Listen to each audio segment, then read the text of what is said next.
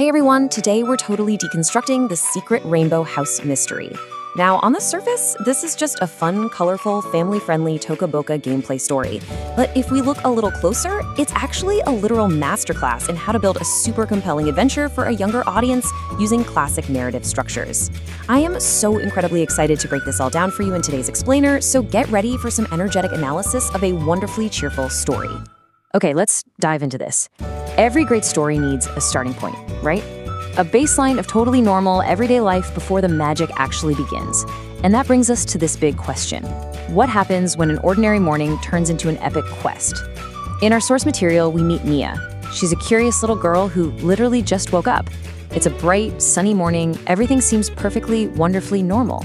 But in narrative design, establishing this calm, peaceful morning is absolutely crucial. It gives us a contrast point. That way, when the magical elements finally show up, they feel that much more special and disruptive. In the best way possible, of course. And boom! Here is that magical disruption. Mia finds this mysterious rainbow letter just sitting right there on her bedroom floor. It says, "Congratulations! You have been invited to the secret rainbow house. Complete 3 magical challenges to unlock the hidden treasure." If we're talking classic storytelling terms here, this letter acts exactly as the call to adventure. It instantly pulls Mia out of her ordinary world, gives her a crystal clear, exciting goal, and presents this irresistible mystery that drives the entire plot forward. So, how exactly does a hero prepare for such a daunting quest? Well, Mia gets incredibly excited and immediately starts packing her backpack. But, instead of swords, shields, or magical potions, look at her actual hero preparations: snacks, a flashlight, and her favorite toy. It is honestly hilarious when you compare her packing these 3 simple items to an epic hero preparing for a dangerous quest. I mean, the snacks provide sustenance, the flashlight is to brave the unknown, and the toy offers that all-important emotional support. She is perfectly equipped to step out into the colorful Toca Boca city. Let's move forward and see how this builds.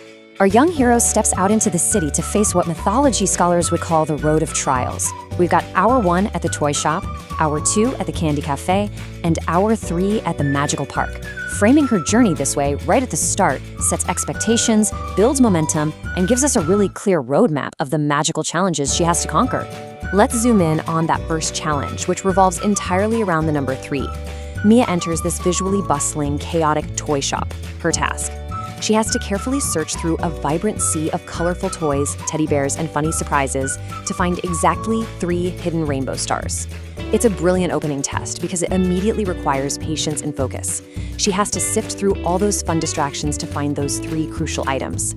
Once she searches carefully and actually gathers all 3 stars, the narrative rewards her immediately. Challenge 1 is completed, and suddenly, a magical door opens. Finding the stars successfully unlocks the literal and metaphorical pathway to her next big test. It's a super satisfying gameplay mechanic, translated perfectly into a story beat. You do the task, you get the visual confirmation, and the story propels you right into a brand new environment. Which brings us to challenge 2.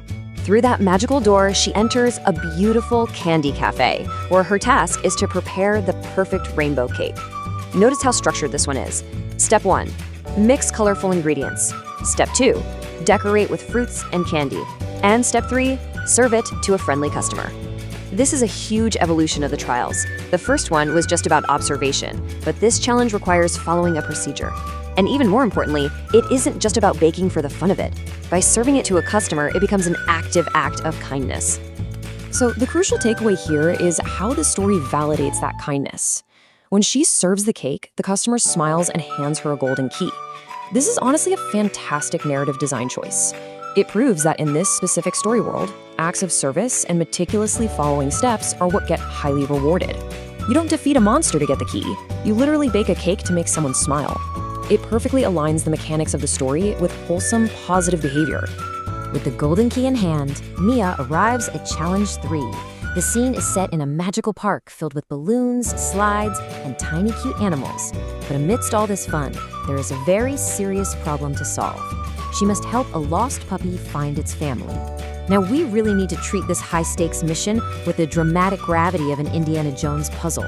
The setting might be totally adorable, but within the context of the story, helping a vulnerable creature find its way home is the ultimate test of character for our young hero.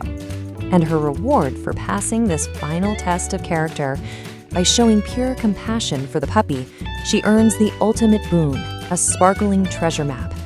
This map is the crucial tool she has been working towards this entire time.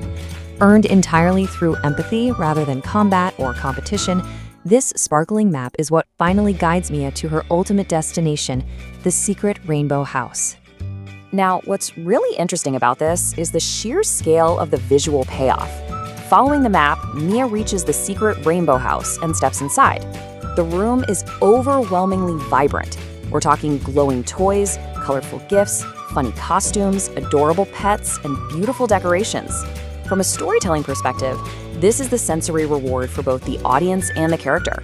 All the hard work, the observation, the baking, the rescuing, it all culminates in this absolutely magnificent, visually stunning environment. But of course, the journey isn't quite over yet. Right in the middle of all those glowing toys and decorations, a mysterious treasure box suddenly appears. This is it.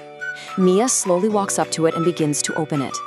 We are now at the absolute climax of our mini monomyth narrative. The suspense is perfectly built. What could possibly be inside this box that justifies all those magical challenges she just went through? Inside the box is the magical rainbow crown. But wait, its true power isn't just in being a beautiful object for Mia to wear. The moment she finds it, the crown begins to spread colorful light across the entire city. It radiates outward. And as it does, every single character in the city becomes incredibly happy and starts dancing together. The hero's personal reward instantly becomes a collective reward, bringing joy and celebration to her entire world. And this brilliantly illustrates the complete arc of our story. Look at this stark contrast. At the beginning of the day, we had a simple, bright, sunny morning in a quiet bedroom. Fast forward to the end of the day, and we have a glowing, citywide celebration filled with music, balloons, confetti, and fireworks. It perfectly represents the hero's triumphant return. Mia didn't just go on an adventure for herself, she brought back a magic that transformed her ordinary world into something truly extraordinary. As the confetti falls and the fireworks go off, Mia smiles and delivers the closing moral of the story. Kindness, friendship, and curiosity always lead to the greatest adventures. And honestly, this is exactly why this matters. It shows us how every single game mechanic, searching carefully, baking for others, and rescuing a puppy, was actually secretly teaching and reinforcing these core, wholesome values. The narrative brilliantly disguised a lesson in empathy as an epic, magical quest. Following that beautiful moral, the source material wraps up with a super enthusiastic call to action. Subscribe for more magical Toca Boca adventures. This is such a classic digital storytelling technique. It effectively loops the audience right back into the cycle. By ending on such a high, joyous note, it leaves the viewer deeply satisfied with the narrative resolution, while simultaneously making them super eager to consume even more of these positive digital stories. Which leaves us with a final real-world question to ponder. How do you apply curiosity and kindness in your own daily adventures? As we've seen through Mia's journey today, you don't actually need a magical rainbow letter to start a quest. Sometimes just observing your surroundings, doing a favor for someone, or helping out a friend can unlock a little bit of magic in your own life. I really hope this explainer inspired you to look at everyday actions as your own epic quests. Thank you so much for learning with me today, and keep exploring.